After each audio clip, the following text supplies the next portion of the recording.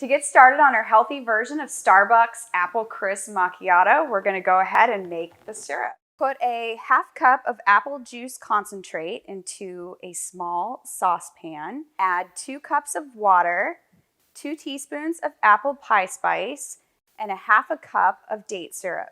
We're basically going to simmer it until it reduces to a syrup. This may take anywhere between 30 to 40 minutes. You're going to want to remember to stir the sides as well because the syrup may gather on the sides of the saucepan. And while that's simmering, let's chat a little bit about how the date syrup is a great replacement for sugar.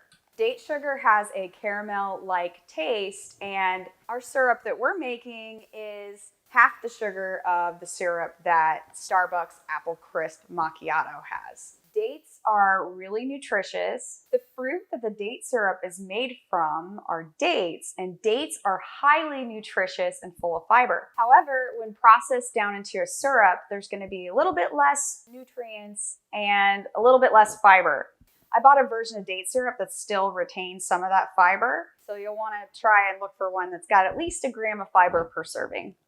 Another alternative you could try is monk fruit sweetener. It's got less sugar. However, I can't guarantee that it's going to reduce down like our syrup here. However, if you give that a try, let us know how it goes in the comments. Now to see if the sugar is reduced enough, it's going to start to look and fall off of your spatula like a syrup. It's going to reduce down by about half and be about a cup of syrup. Now, I'm going to use a funnel just to prevent any mess, and I'm going to pour it into a mason jar. All right, and for our healthy copycat version of Starbucks pumpkin spice latte, you're going to want to add a half a cup of date syrup, a cup of pumpkin puree, 1.5 cups of water, 2 teaspoons of vanilla extract, and 2 teaspoons of pumpkin pie spice. Just like our last recipe, we're going to want to bring this to a simmer. You don't want to let this one get too hot because the pumpkin puree could burn. So you want to just bring it to a simmer, stir it frequently. Now that our pumpkin spice latte syrup is ready, pour that into a mason jar, just like our last recipe. For our healthy version of Panera Cinnamon Crunch Latte, you're going to add a half a cup of date syrup, 4 teaspoons of cinnamon, 2 cups of water, and 1 tablespoon vanilla. And just like our other recipes, we're going to bring it to a simmer, we're going to stir frequently, we're going to reduce it by half, and this also takes about 20 to 30 minutes. Just like our other recipes, we're going to pour this into a mason jar as well.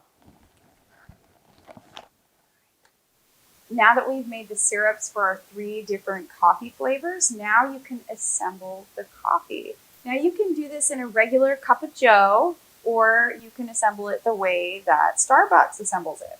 And basically, it's going to be a shot of espresso to 2 or 3 pumps or ounces of our syrup for a 12-ounce coffee.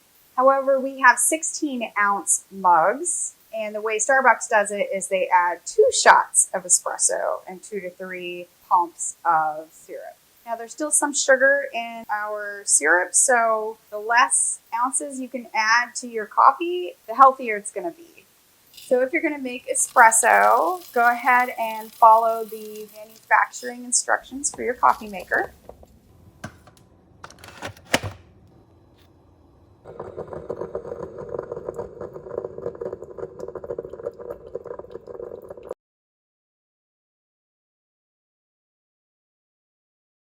All right, to garnish these, you can top it with some light whipped cream.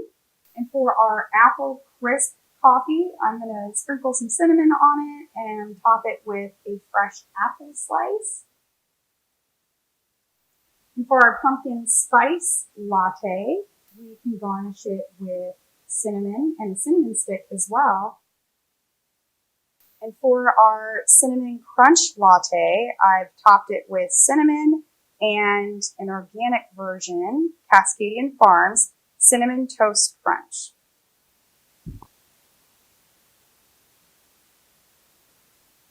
I hope you enjoy this healthier version of your morning coffee.